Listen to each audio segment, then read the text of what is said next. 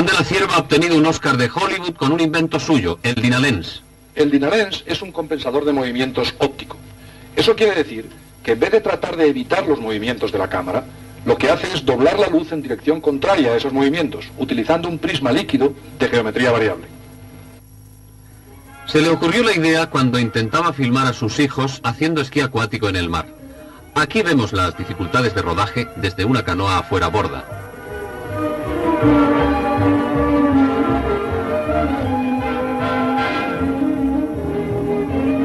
Basta con accionar el interruptor y el Dynalens entra en acción. Otro tanto sucede en tierra. Sin aparato, la vibración es evidente. Ahora, con el Dynalens, la imagen se fija. Otra toma lateral da nueva variante sobre el mismo ejemplo. El sujeto sale constantemente de campo. Accionando el Dynalens, nadie diría que marchamos sobre un terreno deforme y pedregoso. Por último, hacemos una prueba desde helicóptero. En vistas generales no existe gran vibración, pero esta se aprecia notablemente cuando intentamos acercarnos a cualquier objeto.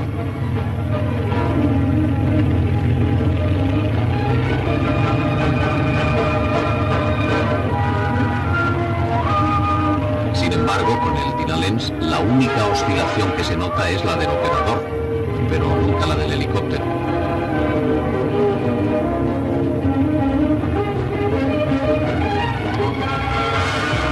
Hoy, Juan de la Cierva hace una vida normal de padre de familia, pero sin olvidarse de iniciar a sus hijos, como con él lo hiciera su tío, el inventor del autogiro, en los misterios de la ciencia. Quizá de este aprendizaje surja otro nuevo descubridor español. Lo deseamos sinceramente.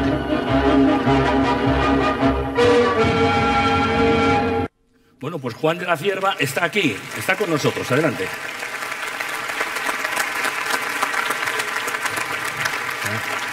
Adelante, profesor. Muchas gracias por venir, Juan. Habrán observado que se llama Juan de la Cierva. Dirán, qué casualidad. Juan de la Cierva, el inventor del autogiro, su tío. Yo no sé si, habría que preguntar a otros científicos si en el ADN de los inventores eso se transmite y si hay alguna cuestión genética, pero en todo caso, él es un inventor y sigue inventando. Muchas gracias por estar hoy aquí, por acompañarnos ayer y de verdad que es un honor tenerle aquí. ¿Cuántas cosas cree usted que puede haber inventado en la vida? Dígame un número. Bueno, entre otras cosas tengo 40 y tantas patentes, la mayor parte americanas, algunas españolas. ¿Y en cuántos países ha trabajado? He trabajado en 3 países, en España, en Cuba y después en Estados Unidos, cuando llegó Fidel Castro. Y después en Estados Unidos. Pero eso, ¿usted cómo lo lleva? Porque sigue inventando. Les voy a adelantar una cosa. Recibió la llamada de Joaquín Zulategui, del Ser Creativo, para decirle que participara hoy aquí y dijo, hombre, pues les voy a llevar un invento. Y se puso a trabajar, que todavía esté trabajando en ello. ¿Es cierto o no es cierto? Sí, es cierto. Lo que pasa es que es un invento que está todavía en formación. ¿Sí? Es así como se hacen los inventos. Ni siquiera podría decirnos cómo se llama, ¿no? Ni siquiera... Es que no tiene nombre todavía, es una cosa muy nueva. No vamos a precipitarnos. Ya sabe usted que la gente de comunicación siempre queremos un título. Bueno, ya lo resolveremos, Vamos a empezar. Usted inventaba cosas incluso cuando tenía 17, 18 años. Díganos qué es lo primero que inventó. Bueno, yo empecé aquí en Madrid. Yo iba a menudo al hipódromo de la Zarzuela, no a apostar porque a mí los caballos no me interesaban, francamente, pero era una forma en aquella época de pasar un día en el campo con las amigas y los amigos. Iba a menudo al hipódromo de la Zarzuela para eso. Entonces allí observé que muy a menudo la cámara que tenía, una cámara de cine, que estaba filmando las llegadas, daba muy a menudo empates. Decía, pero bueno, un empate es muy difícil, porque es muy difícil que 2 caballos o 3 caballos corriendo a toda velocidad por allí lleguen exactamente igual. Entonces se me ocurrió un sistema que resolvía aquello porque ponía en el eje de abscisas, como decimos los técnicos, en el eje horizontal, lo sustituía el espacio horizontal por tiempo.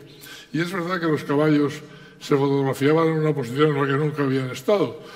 De manera que era una fotografía diferente, pero era una sola fotografía de la llegada de todos los caballos. Una fotografía que tenía de altura la altura del negativo, y de ancho 1 o 2 metros, lo que tardaron en llegar desde el primer caballo hasta el último.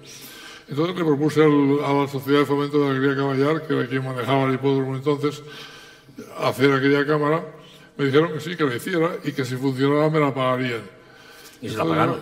Me la pagaron, sí, porque yo tuve la suerte de que el primer día que la estrenamos, la cámara de cine dio un triple empate y mi cámara resolvió perfectamente bien caballo primero, segundo, tercero. Entonces, la Sociedad de Alegría Caballar, y hasta Ben Johnson estará agradecido años después. Ha servido para el atletismo, ha servido para todas las llegadas ajustadas en carreras, claro, en carreras de velocidad. Y con la televisión, porque a todo eso usted era estudiante, antes de eso era estudiante de telecomunicaciones, usted entonces, sí, ¿no? Entonces estaba en la escuela, estaba en la calle Conde de Peñalver. La escuela de telecomunicaciones, como tú sabes, no dependía del Ministerio de Educación, dependía del Ministerio de, si no me equivoco, de Correos o algo por el estilo. Y decidió un director general o un ministro entonces, decidió hacer investigaciones sobre televisión. Estábamos en plena la época aquella en que las Naciones Unidas cerró las puertas de España. Autarquía económica, aislamiento internacional. Entonces, y dijeron, que inventen ellos, no, que inventemos nosotros la televisión. Juan de la Cierva, pase, invente la televisión. Un grupo de gente que nos reunimos allí, yo vi un anuncio en el periódico, solicité la plaza, me la dieron y me encontré con un grupo de gente que estábamos desarrollando. Allí nos regaló Franco un aparato de fonovisión que se llamaba entonces, que le había regalado Hitler y que Franco no sabía qué hacer con él y lo mandó al Frente de Juventudes. Y el Frente de Juventudes lo debió meter en un campamento, un campamento de aquellos. Aquello no funcionaba, estaba las lámparas las lámparas de amplificación estaban todas metidas en cestos, en canastos. Bueno, aquello lo pusimos en marcha, funcionó bastante bien, fotografiamos un tranvía, que era lo que pasaba entonces por la avenida de La Habana, y bueno, pues nos sirvió de base para hacer un sistema de televisión diferente. ¿Y cuántos receptores hicieron ustedes? ¿Cuántos construyeron? Sí, yo me encargué, yo estaba al frente del departamento de receptores y fabriqué con mis manos los primeros 7 receptores que se hicieron entonces. ¿Y quiénes fueron los privilegiados, 7 ciudadanos privilegiados que tuvieron Pues televisión efectivamente aquí? 6 ministros y otro en el Pardo, en las habitaciones, ¿no?, de Franco. Era evidente. Yo mismo llevé los televisores a casas de los ministros, les puse la antena, pues llevé otro al Pardo, les puse la antena, el Pardo está metido en un hoyo y era difícil llegar hasta allí, pero logramos resolverlo con un camión de transmisiones del ejército. O sea, que Franco tenía que subirse a la terraza para ver la televisión. Sí, pero bueno, lo instalamos y efectivamente entonces hicimos una transmisión de televisión que es la primera vez, por cierto, que yo oí hablar lo que era la definición de talento. La definición de talento no éramos los ingenieros, eran los artistas. Ya. Y precisamente Carmen Sevilla estuvo en aquella transmisión, Ángel de Andrés, que era un cómico de entonces, varios otros.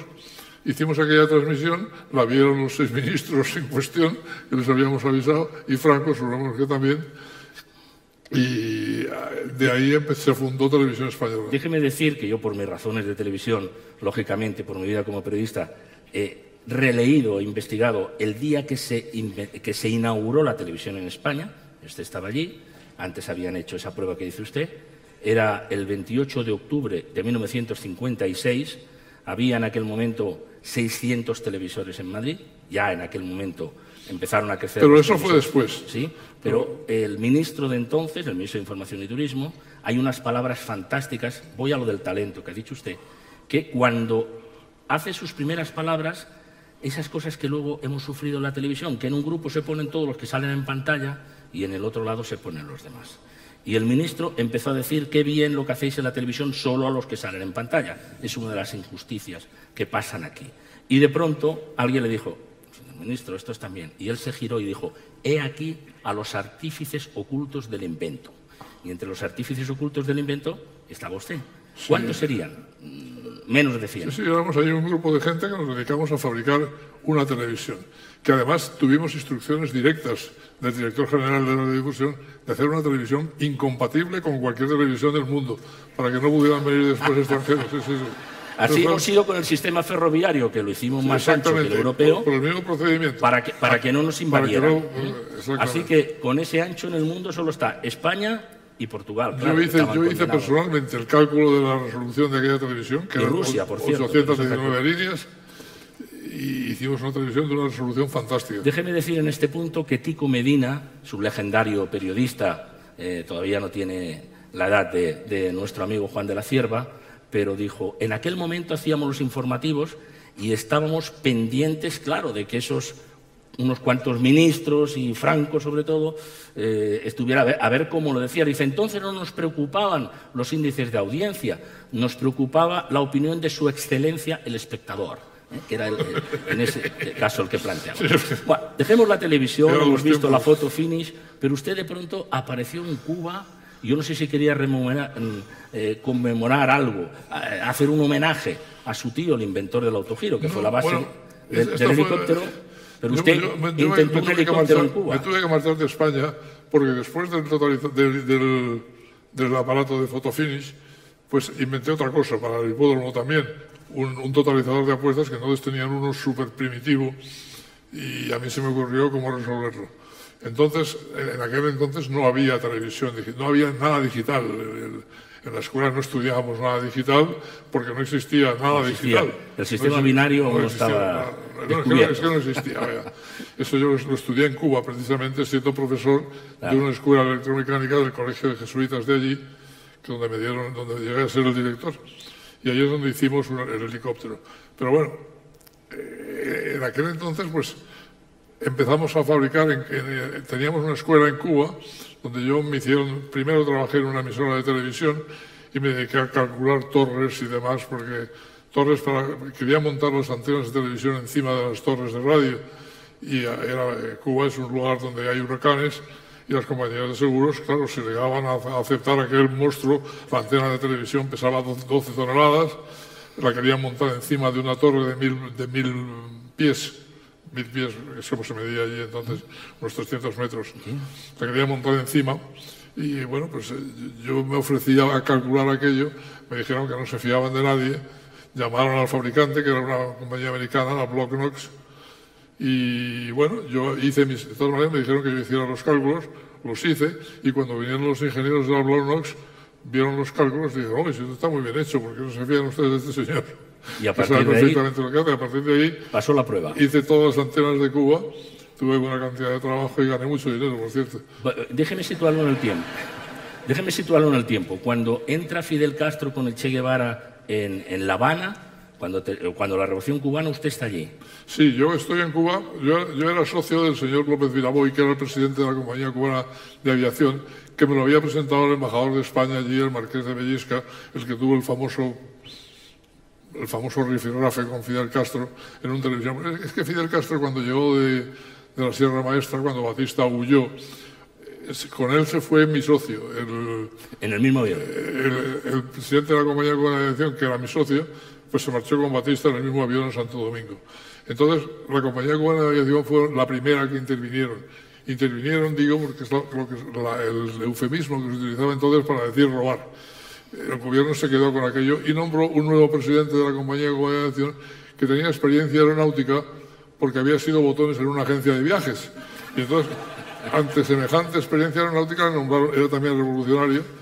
Y este hombre, al día siguiente, nos llamó a todos los vicepresidentes, yo era uno, nos llamó a su despacho con 6 o 7 milicianos con ametralladoras detrás y nos dijo que éramos unos explotadores del pueblo y unas sanguijuelas, y de que estábamos todos despedidos. Bueno, pues, y usted volvió a la construcción del helicóptero. Nosotros nos fuimos, ¿qué íbamos a hacer? Nos habían despedido.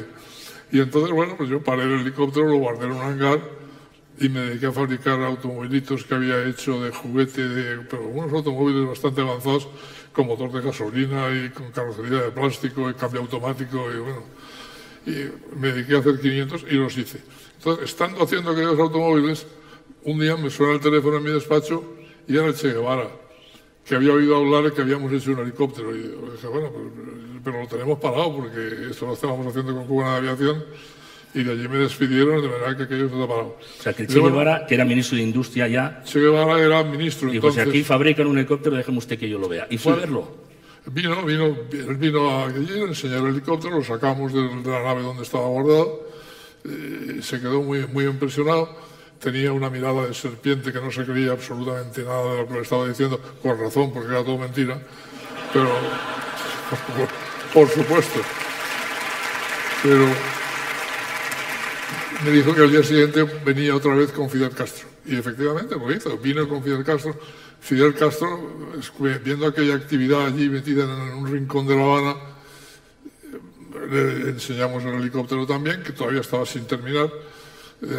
Se empeñó en volar conmigo en el primer vuelo y le dije, comandante, olvídese de volar conmigo en el primer vuelo.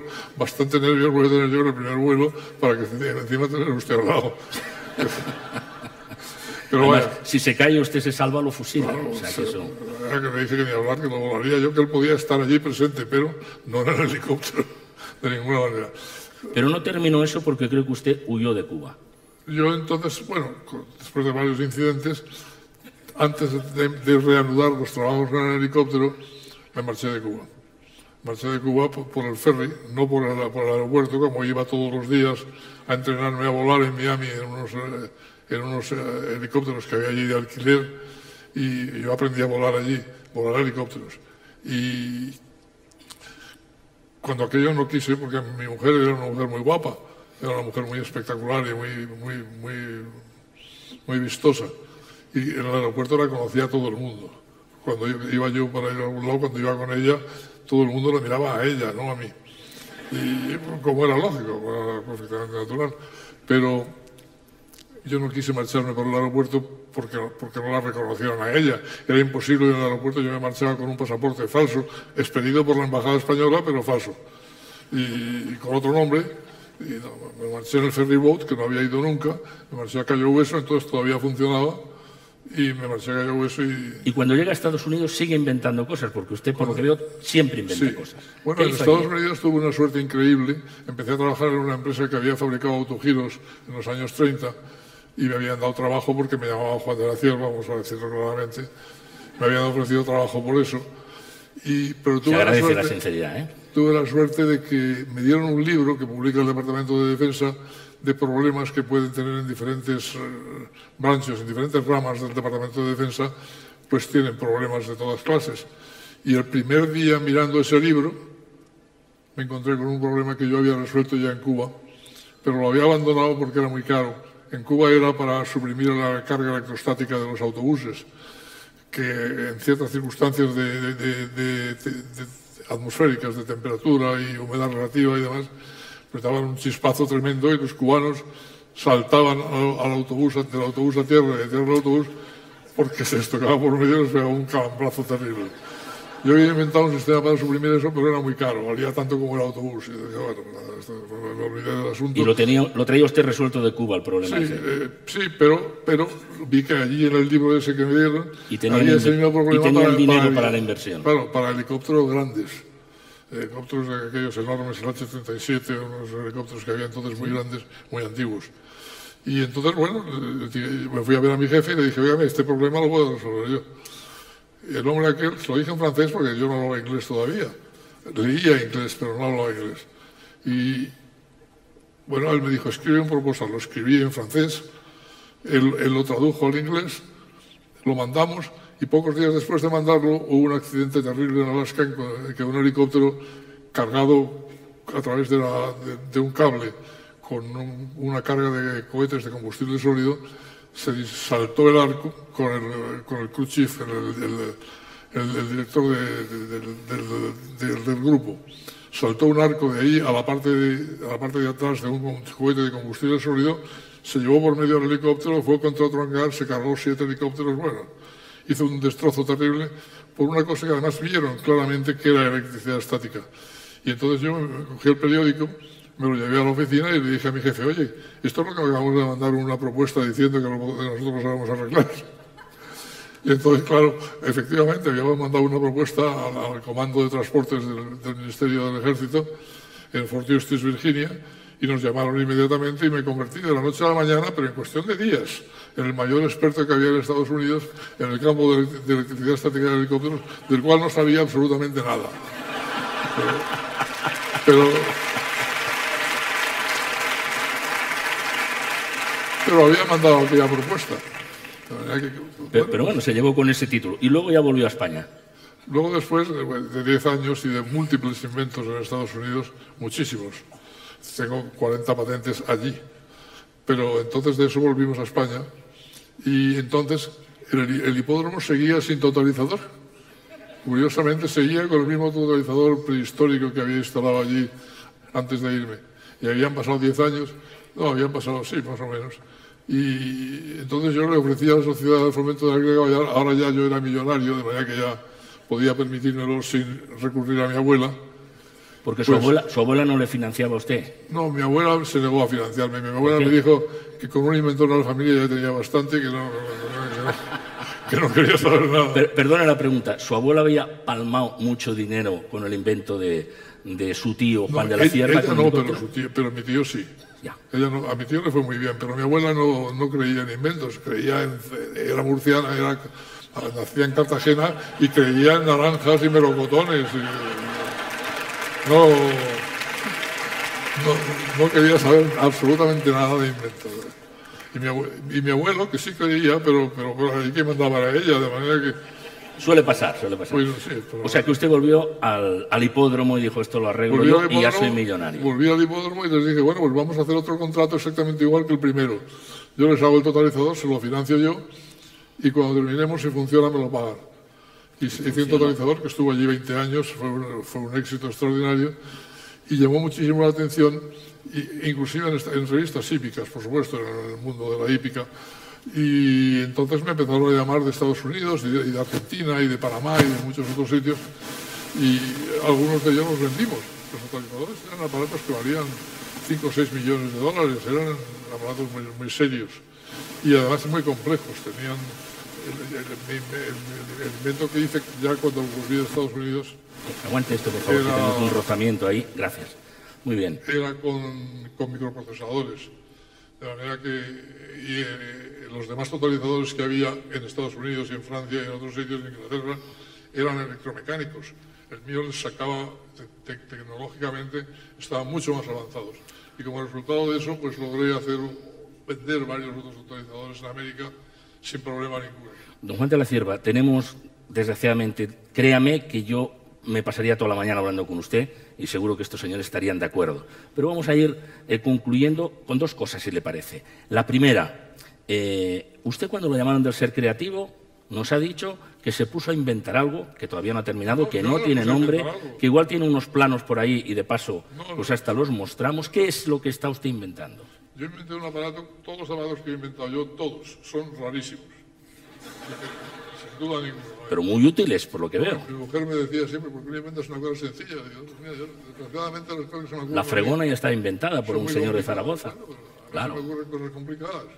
Y entonces, pues, inventé un aparato para utilizar la tecnología del registrador de llegadas del photofinish, mi primer invento cuando tenía 17 años, para usarlo en el detector de partículas de CERN, en Ginebra, el detector de partículas subatómicas, y con el que se podrán obtener muchos más datos que los que se obtienen hasta ahora.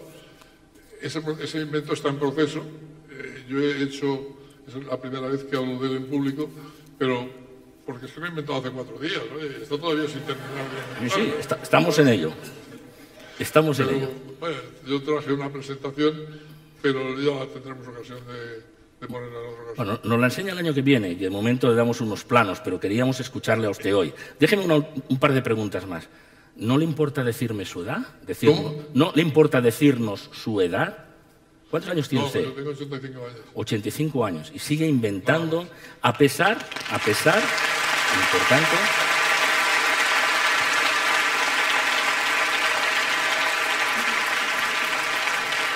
Lleva 85 años y creo que fue operado del corazón. Sí, y tengo un marcapasos. Y tiene un marcapasos. El siguiente. Y tiene un marcapasos. Sí. Pues va a tener oportunidad de agradecerle a Jorge Reynolds, ingeniero colombiano, que inventara el marcapasos. 78 millones de personas en el mundo lo llevan, entre ellos usted, y creo que le dio marcha para 50 años de invento o algo por el estilo. Puede ser. Puede ser. Pues ojalá sea así. Muchas gracias, un placer haberle tenido aquí. Ha estado fantástico. Ha estado fantástico.